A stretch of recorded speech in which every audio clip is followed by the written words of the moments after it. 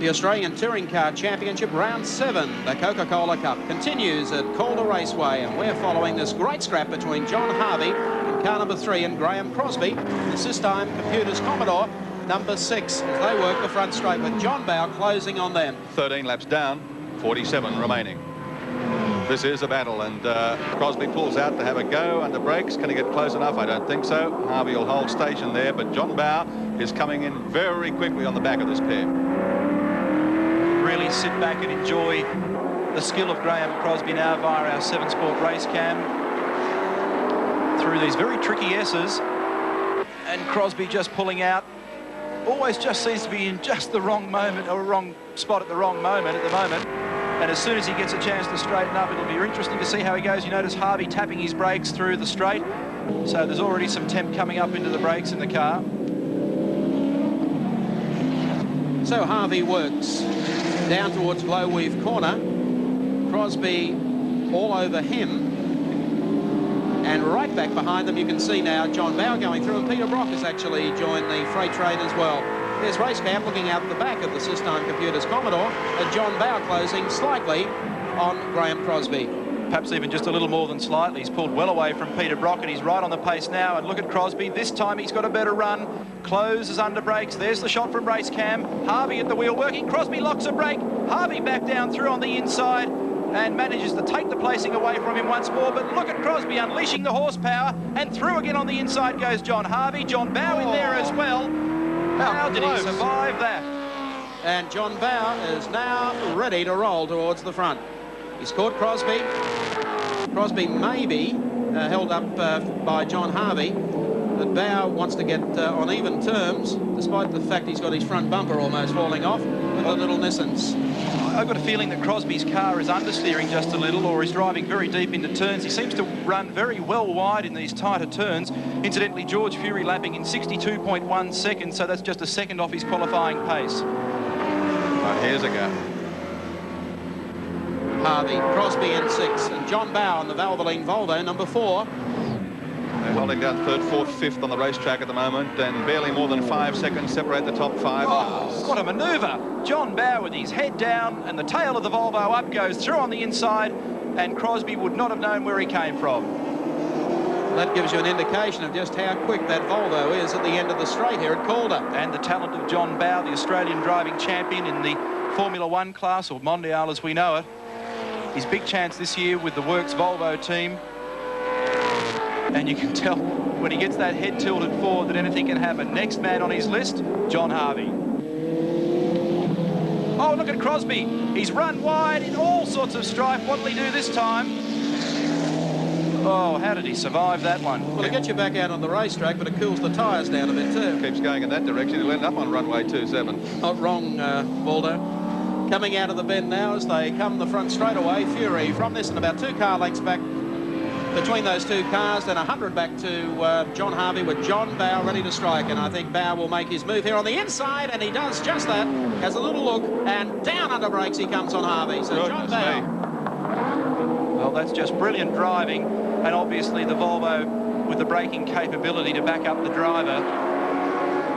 The luckiest fellow on the racetrack has to be Graeme Crosby. He's gone off twice and never lost a place in any of the manoeuvres.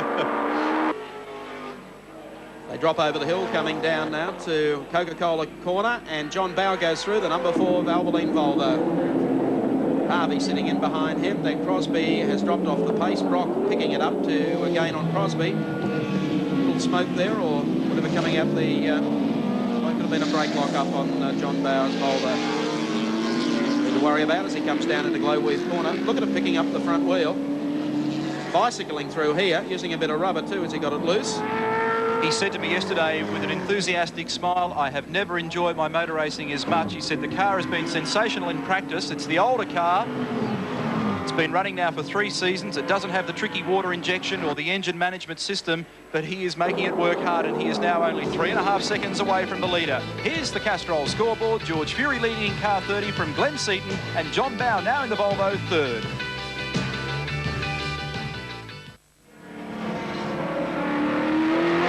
Crosby at the wheel of the number 6 Systime Commodore with 40 laps remaining.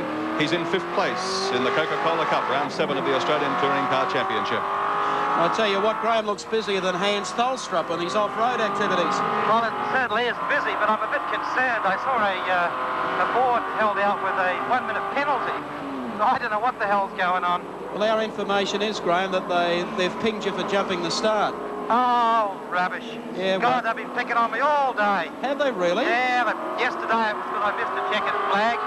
And then, some other problem before, but they're just waiting to get their own back on me. I never jumped the start. I learned from last time.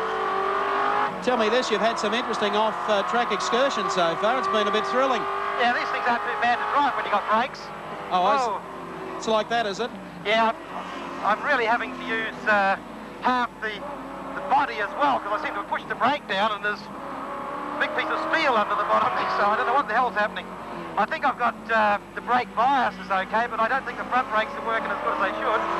And of course, the back brakes are working very good. So I have to go into the corners and the back seems to want to overtake the front all the time. Cros, how are those new tyres working for you? Oh, they were new.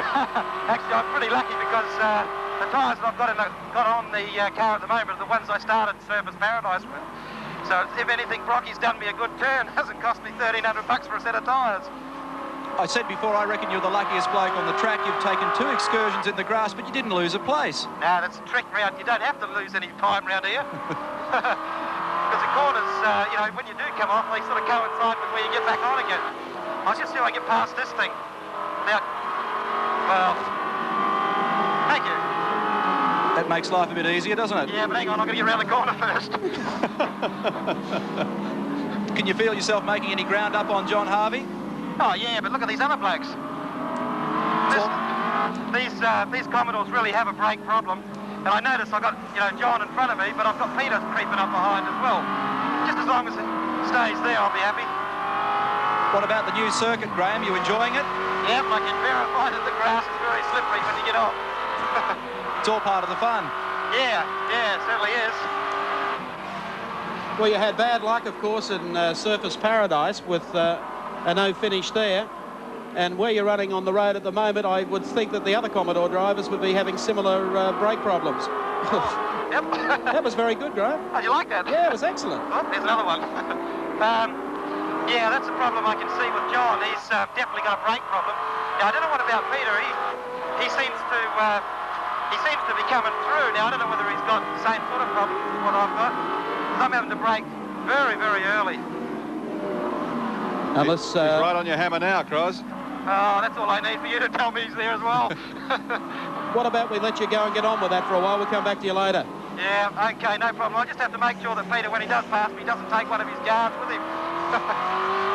Good luck, Ross. Okay, cheers. Graeme Crosby, race cam. There's George Fury. That little yarn he gave us then comes by virtue of the fact that he borrowed some front mudguards from Peter Brock because he couldn't buy any from any Holden dealers in the last couple of weeks. Spares are pretty tight at the moment. There's Fury leading from Glen Seaton and John Bow lurking in 3rd spot, and I might mention still closing the gap, and I'll get the accurate split for you as soon as I can. Well, of course, Seaton got fairly close to George Fury a few laps ago. But the fact that Fury is chasing the Australian Touring Car Championship for the Peter Jackson Nissan team, and with Robbie Francevic out, the thing he didn't need was Glen Seaton to pass him and win the race. So I'd say team orders are definitely on in the Nissan camp for this afternoon. 3.6 seconds between Glen Seaton in 2nd placing and John Bow in 3rd. And then the gap from John Bow as the lead cars come through Glowweave corner to John Harvey is now 4.9 seconds. There's Dickie Johnson. We just catch sight of him. He's having a great scrap of splitting cars, the slower ones. He's in 7th place, Dick Johnson. And running very, very well. Yeah, the man behind him, of course, is the defending touring car champion, Jim Richards. Well, Jim, as you said before, just wait till they swing the camera around. That's it. There's Jimmy Richards. But Dick's been able to do a pretty good number on Jim Richards here today. It hasn't been the happiest of weekends for the JPS BMW team.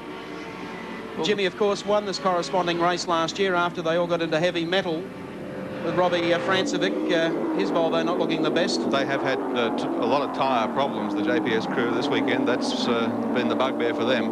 And obviously they still haven't got it sorted out completely. But Dick Johnson's having a better run today than he's had for quite a while. Well, I think his car is perfectly set up for this this racetrack, particularly down through this section. He loses out, obviously, in the horsepower race every time they hit a straight, but then he gets onto their bumpers again. They get down to the tight turns. Lap 25 of the Coca-Cola Cup, round 7 of the Australian Touring Car Championship from Calder. This battle for 7th and 8th place. Remember that George Fury leads the race from Glen, Seaton, then John Barr, John Harvey, Graeme Crosby, Peter Brock. Then comes Dick Johnson, the man on screen, followed by Jim Richards, then the chicken man Graham Bailey and David Oxton. Quite a race so far. 25 laps down, but a long way to go, and if these brake problems are as serious as Graeme Crosby has indicated, then the Commodores are going to have a lot of problems as we wind down towards the finish of the race. But as it stands at the moment, George Fury leads for Nissan with Glen Seaton, his teammate, second, and John Barr for Volvo third. Back at Calder Park, Jim Richards on the inside of Dickie Johnson as they come out of Valvoline corner. These two have been having a great scrap since the race started. Jim has now taken over 7th on the road, and of course Dick Johnson drops back to 8th. So Jimmy Richards, the man who won, as I said before, this round of the touring car title here at Calder last year, not having the best of seasons, having a pretty tough time. However, the BMW will become more competitive as they move to the endurance races, and of course the James Hardy 1000. Jim using a bit of the entry play and leaves the same way as they come back onto the straight. We take pictures from race camp out of Dick Johnson's Palmer Tube Mills Motorcraft Mustang. There's Peter Brock in number 5, up to 6th in the race. Yes, and closing up slowly but surely on Graeme Crosby and John Harvey. Crosby, by the way, despite his brake problems, has got by Harvey, in fact, to move up another spot, so well done. There's Brock going through in 0.5, and he's not too far back behind the race leaders. We'll pick them up for you on the front straight. And he's having a big slide at the moment. The other thing that's interesting is John Barr is now less than a second away from the back of Glen Seaton's car, and there is Seaton in second placing, the leader Fury in car 30, Seaton in 15, and then John Barr in the Volvo car number 4 with the next car 3. You'll see them as they come through this right-hander at Valvoline. There's the leader. That's the gap first to second. And there's the gap back to third place, John Barr. They work the top of the hill, just ahead of George Fury, coming up to put a lap on Colin Bond in the Ignis Alpha. Cole looks like he's run into a spot of bother. I would think a legacy of the opening laps of this race. As Fury comes down, the race leader with Seaton right behind him and Bow closing. Bondy's still doing pretty well, though, because he's a fair way in front of Tony Longhurst. Just outside the top 10 on the racetrack, Colin Bond. There he goes through the damaged front to the Ignis Alpha. That's the last time we'll be seeing Bondy for a meeting or two. He'll miss the next round at Lakeside because he's off to Italy to have a look at the 2 new turbocharged Alphas that they're building. Won't they be sensational? Fantastic. There go the Nissan pair by Colin Bond, and here comes John Barr in third spot. Half race distance as we look at John Barr. Graeme Crosby having broke clear now of John Harvey and Peter Brock, so he's back on the mend again. So he's the highest placed Commodore, and he's a privateer. Through Coca-Cola corner, Bow in number 4 picked up the 2 Nissans very quickly, but keeping in mind they were also caught up in a bit of heavy traffic at the end of the back straight. It looks like they've caught them up again. Brian Sampson there in the Stallion, David Oxton in the Turbo Sierra, in fact blocking George Fury a little as they went through. There's Bow in third place, so he's going to have to deal with this traffic as well. We'll see the split as they come onto the straight. And the traffic ahead of Bow. There it is. David Oxton in amongst them. Oxton trying to get on behind Glen Seaton's number 15 car, and Bow trying to split the pair of them. So Bow moves over for some clean air down on the inside line, takes Oxton. So the leaders, the top 3, have lapped the number 10 placed car on the racetrack. That's David Oxton. A little closer this time, so Bow could well be the driver to follow in this race. The thing that's surprising me, as you can see quite clearly on a number of our shots, John Bow is really sliding his car around, but he's still closing the gap. So Obviously, the tyres that he's using are capable of taking that sort of punishing and generating that kind of heat. But he's really right now onto the tail of Glen Seaton. There's the gap. This will be an interesting exercise for Glen Seaton, actually. Well, it's a real test of his skill, because not only does he have to follow his team leader, George Fury, and obviously try to perform as well as he can there, but he's got to keep John Bowe out. Not only for George's sake, but for his own. Bowe quickly across to the inside, but Seaton, I think, has got him covered, at least on this lap, but Bowe inexorably getting closer to the tail of the second Nissan. Bowe scored points in the Adelaide round of the championship. Oh, he closed right up there under brakes, Bowe. And the Surfers Paradise round, recall, of course, he had a did not finish result Perth round. So he's a fair way down in the championship with only 32 points. So this becomes a race in itself, a scratch race, if you like, rather than a championship battle for Bowe. But he wants to prove a point. He was the winner of one of last weekend's AMSCAR touring car rounds. He could also be the man to do the damage on the Nissan team, because Fury desperately needs to win this race to have any chance at all of taking the national title away from Robbie Francevic. Francevic leads with 159 points, and Fury is in second with 102 points. That's the gap from second to third, and a glimpse there of the leader in the right-hand side of frame.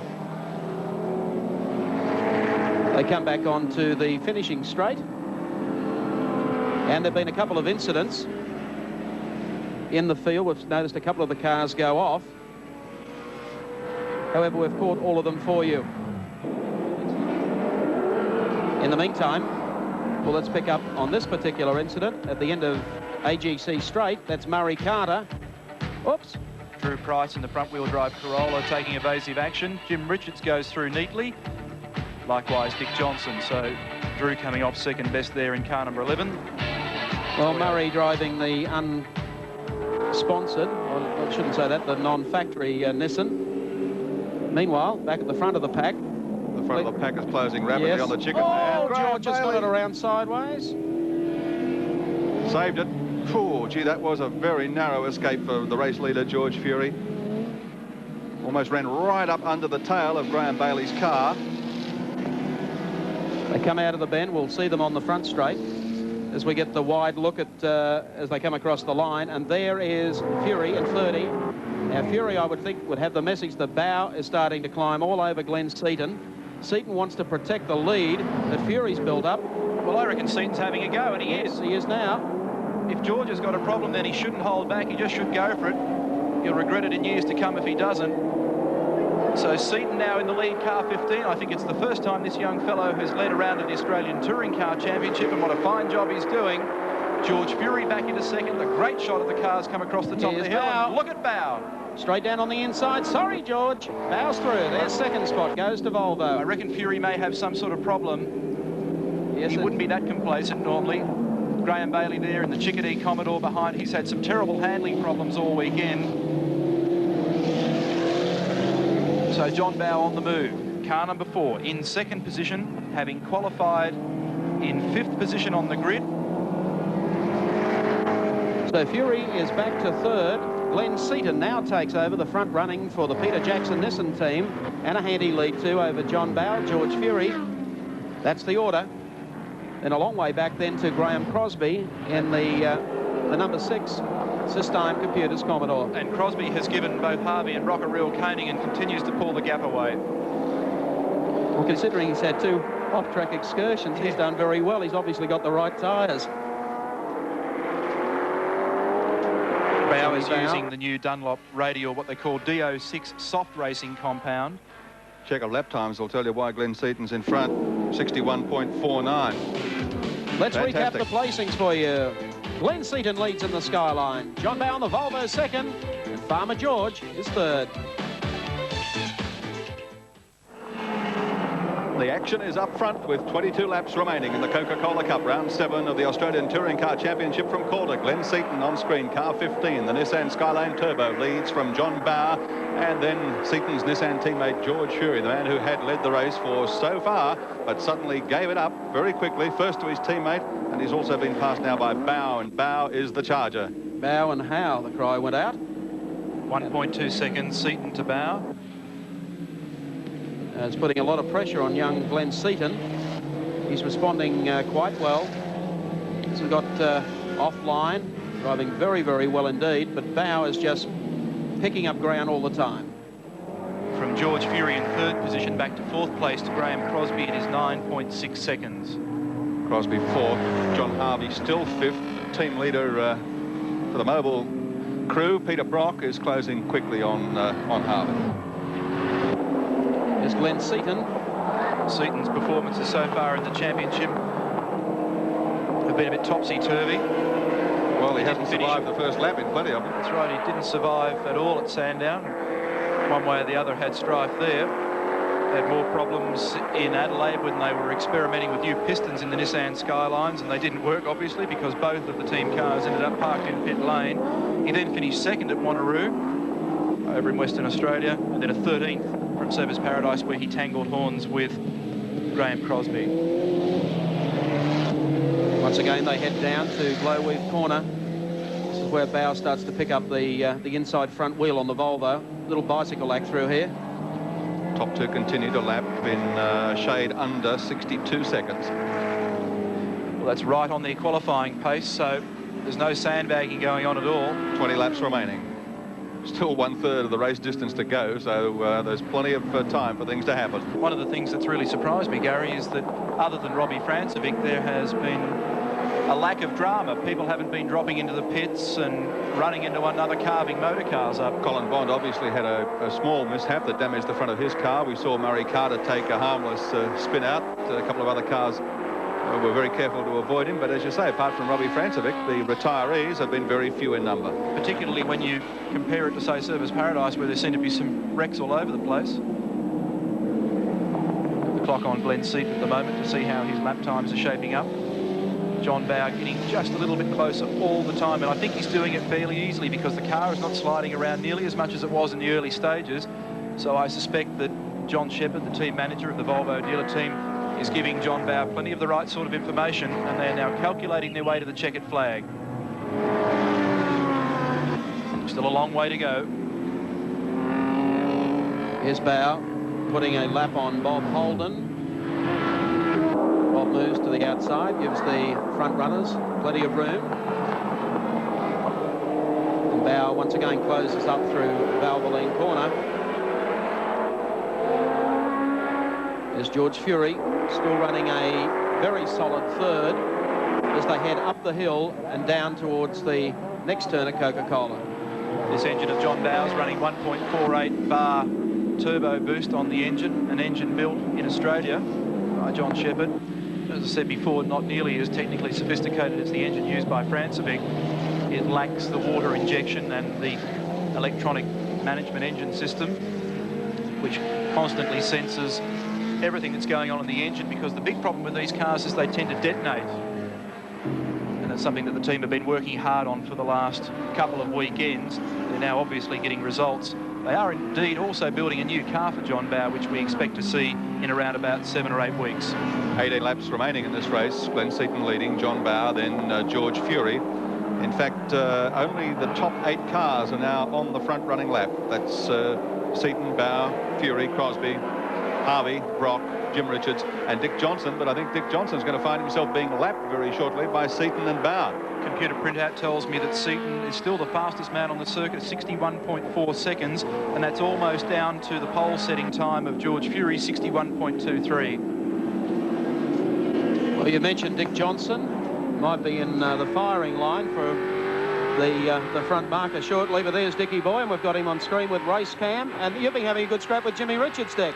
Yeah, sure have, Brett. So I tell you what, I don't know what else I got left. There's vacant field behind me and vacant field in front of me. I suppose the only thing that can go wrong now is I'll have to put a speedo in so Keaty can get into me about this fringe benefit tax now. We just want to know whether you're carrying your logbook, Dick. I tell you what, I'm keeping the count on number of laps I'm doing. With the way those guys that catch me, I reckon we're going to be one short at the end. Well, at this stage, it would appear that some of the Commodore drivers have had tyre problems. How are yours holding up? Oh, they're just great. We haven't got a problem at all. It's been really good, because the only thing I think we might have a bit of trouble with towards the end is the old brakes are getting a bit mushy. Yes. You know, they're starting to feel like a spoon in a bowl of custard. Well, I think the Commodores have felt the same way after about 12 or 14 laps. Oh, that's bad luck, isn't it? All right, it's a new layout here at Calder. What are your impressions of it? Mate, it's good fun. It's a lot of the corners are very similar to the Adelaide Grand Prix circuit. There's no real high-speed corners anywhere. It's all very hard on the brakes and turn in very quickly and sort of power out of the corner. And that's probably why we did a reasonable time in practice. Yes, everyone thought the new turn that you're going through at the moment might have been a bit narrow for the first corner, but everyone seemed to get through okay. Oh, did they? Yes. I got a reasonable start for a change. But this is, you know, that there's a bit dinky toy, but I don't mind it at all. Just those tractor tyres worry me a bit. This is the bit I like, Dick, this chicane. Good fun? Mate, that's ace, but there needs to be a bit tighter because I think a lot of guys are taking it for granted, you know, and they just sort of what we call straight line it. You use a bit of the dirt on either way and sort of just go through dead straight. I tell you what, when the ripple strips are in there, that won't happen. Oh, yeah? You want to bet? They'll be bouncing from one side to the other, mate. Yeah, exactly. And I tell you, they do that in Europe. They do it everywhere, but I'm buggered if I know how the cars can do it for 500 kilometres. Yes. All righty, thanks for the ride around the circuit. We'll come back to you shortly. Hope you're hanging in there for what are you aiming for, a top 10 finish or a top 8? Well, I tell you what, we can't be worse than 8 because I think there's a couple pulled out in front of me, so, you know, we're looking, I don't know where the hell we are. Well, at this stage, running in 8, so that's not bad. Really? And daylight behind you. Yeah, I tell you what, 8, 1 lap down, I think. Well, hang in there. We'll come back to you later. Thanks, pal. Thank you, mate. 15 laps remaining in this race for the Australian Touring Car Championship, the 7th round. There's the man doing the leading, number 15, Glen Seaton. I think Barr would be starting to get a little worried, wouldn't you? I mean, he hasn't really made up that much ground the last 5 laps. A little frustrated too. 15 laps, 2.5 kilometres, a fair way to go. Just watching Bow and keeping an eye on him. In fact, I'll get the watch on him to see how his lap times are shaping up. Certainly, he seems to have relaxed just a little. But I think the giveaway when John is charging is particularly that corner there coming out of Glowweave. He really gets it wound up sideways. That's something he's not doing at the moment. There's Dick Johnson. So, Dickie, you're wrong. You're still on the same lap as the leaders. So, chin up. Not for long, though. Oh, Allan, what's happening to Bow? He's slowed very quickly going down the main straight. The way they stand on the track, though, it's Seaton leading, Bow in 2nd place still, and Fury is 3rd. Back at Calder Park for the Coca-Cola Cup. Here's our race leader, Glen Seaton, coming down the back straight. John Bow in hot pursuit. Uh-oh, and Seaton's unloaded it. Deary me, the race leader has gone. And there goes John Bow through. So Glen Seaton in car number 15, leading the race, not with too much pressure on his shoulders. Gets it around sideways. Fury's gone through. That will drop him at least back to 3rd on the road. And John Bow in car number 4, the Valvoline Volvo, has now gone through to take the lead and still trying to put that lap on Dick Johnson. Unbelievable. Drew Price got tangled up in that as well in car 11. Sensational stuff. John Bow now the leader of round 7, the Coca-Cola Cup, the Volvo dealer team entry car number 4. And I've got the watch on him. He is now 1.7 seconds clear of George Fury. And Seaton has got back on the track in 3rd place, just ahead of Graeme Crosby, followed in turn by Peter Brock and John Harvey. I've also got the clock on the gap from 2nd back to 3rd, and Seaton is 11.2 seconds further behind, and then the gap back to Crosby is a further 3.4 seconds. That gives you some idea of the splits between the top 4. And Dick Johnson has now been lapped, as he feared he would be. I guess the question to be answered is whether or not Fury can come back now. Whether or not Seaton was used to pace Bow a little quicker. Running to team orders, who knows? But there's Dick Johnson. He's being passed. Here's another one of the slower cars, 88. John White and the Gemini. 10 laps to go. So White is passed by John Bow and the Valvoline dealer team Volvo. The Volvo dealers of Australia who have supported this team throughout 1986. Incidentally, Peter Brock has now passed his teammate John Harvey, but is a long way behind Graeme Crosby. There's the gap 1st to 2nd. Fury at the top of screen. And it's pretty well a straight length back to the nearest man after that. Dick Johnson goes in deep, but going in even deeper is George Fury in car number 30. We've had almost an unbelievable situation of Glen Seaton, basically with a little pressure off his shoulders, and then something has gone wrong down the back straight. Whether or not he's hit a touch of oil and gone off, we don't know, but he unloaded the car down there in the rough, and that has put John Bowe in front, with obviously George Fury chasing. Fury yesterday taking his 4th pole position so far this season. Results so far are second, Stood up the front row in every race. Yeah.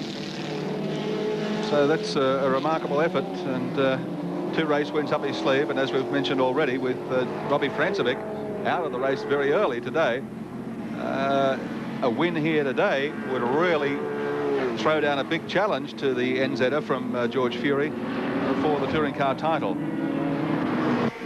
Here's Peter Brock in 05. Peter... 5th place on the racetrack now. 5th. Started very slowly, qualified, well, I was going to say slowly, that's not fair, 7th fastest. But he's making a very late move in the race, has just got past his teammate John Harvey, but as Neil Crompton said, he's got a lot of ground to catch up on the leading division. He's now 3.4 seconds clear of Harvey, and as you glance out the commentary box, it's physically half a lap between Brock and the leader John Bowe disappearing up the back straight.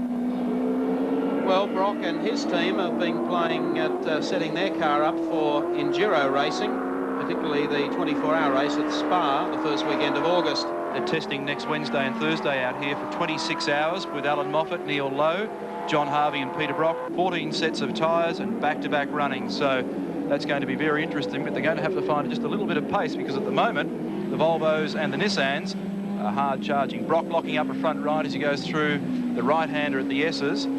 And just check the computer sheet, and the fastest man on the circuit still Glen Seaton with a 61.4, but John Bowe now down to 61.57. So there's Graeme Crosby and going through the shot, and there's the 2 dealer team cars. It's Peter Brock in car 05, and then John Harvey, the 2 Toyota dealer team cars there in the background. And there's Harvey, the man that led this race for a while, and his teammate Peter Brock again locking up a front brake. I think that it's brakes that's their big problem. I think the pace of the car is fine. The job that Neil Lowe and the team have done in setting up the handling has been tremendous, but they certainly seem to be having some worries getting into corners. The race has been going now for coming up to around about the 1 hour mark. Well, the man who took pole position, George Fury, and is currently running in second on the track, in our pre-race interview said brakes will tell the tale here today. The car with the best brakes will win. There's Brocky, and there's Bowe coming up to put a lap on Tony Longhurst in the BMW JPS 325. Tony has been very quick through this part of the circuit. We haven't seen too much of him in the race, but of course he's been down the back. And but on this part of the circuit, he's been brilliant to watch. Just look how close he is to Bowe, even as they climb up the hill. Now horsepower will come into play when they go through the chicane, and then of course he'll lose sight of John Bowe. One fellow who apparently is having a few problems is Graeme Crosby in car number 6. So as soon as we can, we might have a look at Cros and see what his problems are. And there's the man. Cros, have you got problems? Well, I've got all my instruments are telling me I'm in dire trouble. Well, this thing here, the differential temperature looks like it's gone round about 3 times, so I'm a bit worried about that. The G-box diff is not actually the glove box temperature, it's the gearbox temperature. I've got both pumps on, as you can see, and we've got water temperature, which is this one here. I don't know whether you can see it or not. Yep. Well, that's where it should be. I've got a red light flashing over the other side, and oil temperature up around 120, which is okay, and I've got no rear brakes, so yeah, everything's going fine. I notice you had your brake bias wound fully up to the front. That's to compensate for the rears, is it, Graeme? Now, I'll show you how I brake. I put the brakes on hard till there's nothing left, and then I just lock up the back brakes with the gearbox and go to slow it down a bit. It's not a very good thing, obviously, because of the differential and gearbox trouble that could arise out of it, but it's about the only way I can stop it. It's lucky you're an old superbiker. You know how to do it tough. Yeah, I hope this gearbox is harder and a lot stronger than an old Kawasaki 1000 gearbox. The red light that's flashing on the dash there, that's your oil pressure warning, is it, Graeme? Well, they say it's a warning, yes, but I'm not taking much notice of it now because I've only got, about 5 laps to go. That'll teach me to look. Got 5 laps to go, so I'm not really worried about it. It's been like that for a while. I don't know whether you can see it, but the actual the temperature itself, the pressure, sorry, is it's not too much of a problem because it runs about 125, 130 pounds, whatever it is, before it actuates the stop switch. Well, mate, you're doing a great job. You've still got a very healthy gap over Peter Brock in car 05, so you should be able to coast home from here. Chuckle, chuckle, snortle, snortle. Good, whoop. I'm going to get home yet. You like a slide, Graeme? Oh, yeah, it's good fun. I haven't left any paint on any of these tyres yet. All right, Cross, thanks very much for talking to us, and we'll look forward to seeing you a bit later on. OK, no problem. There's Garry Rogers in the Bob Jane BMW number 34. Rogers position 11 at the moment, just out of the top 10, but he's been circulating quite nicely. There's John Barr, ready to put a lap on Garry Rogers. And faithful Murray Carter is there with about 4 laps remaining in the Coca-Cola Cup with SCALDER from Calder. Let's recap the placings for you. Johnny Bow on the Valvoline Volvo leads. George Fury is second, and Glen Seaton is third. What a finish we have coming up for the Coca-Cola Cup here at Calder with George Fury coming from nowhere in that last quarter lap. John Bow has slowed appreciably coming through the bottom part of the course as they head up the hill. And Fury coming back through the field. There he is, car number 30. So Fury goes through to take the lead with about 2.5 laps remaining. The scrap between George Fury and John Bow. Well, there wasn't a scrap, Neil Crompton. He just arrived and went straight past him. I don't know how he did it. It was only a couple of minutes. There was a gap of around about 3 or 4 seconds between John Bow and George Fury, and all of a sudden Fury made up an enormous amount of distance. Perhaps Bow had a problem, or Fury decided to go on with the job.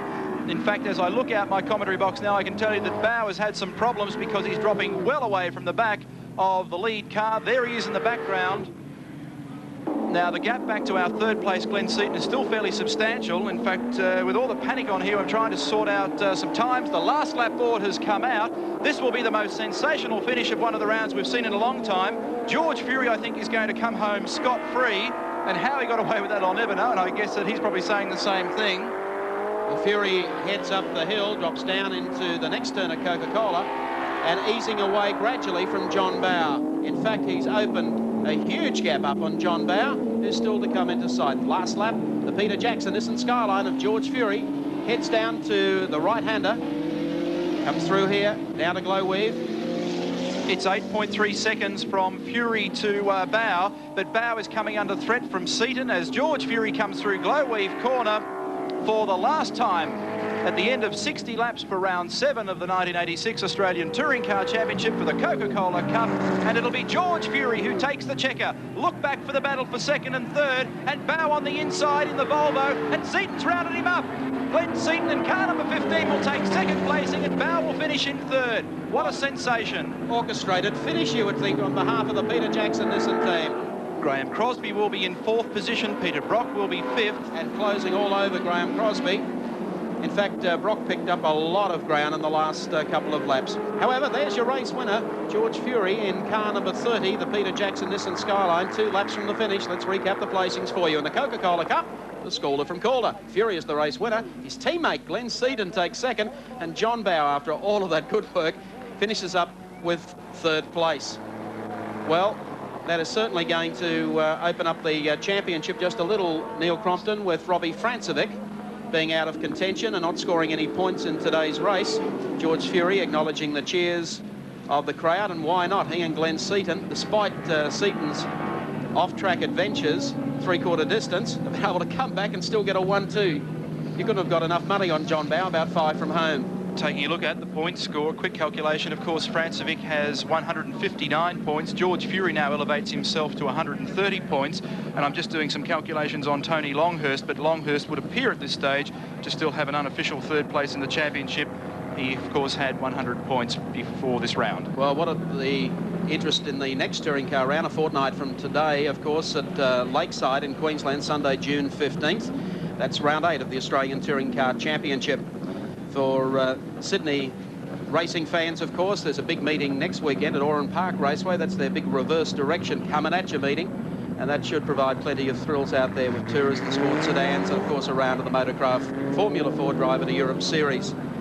But there's the man who's put it all together today, George Fury, car number 30. He takes the round brilliantly over Glen Seaton and, of course, John Barr. We thank you for your company. Look forward to your company a fortnight's time for the touring car title, the Lakeside Connection.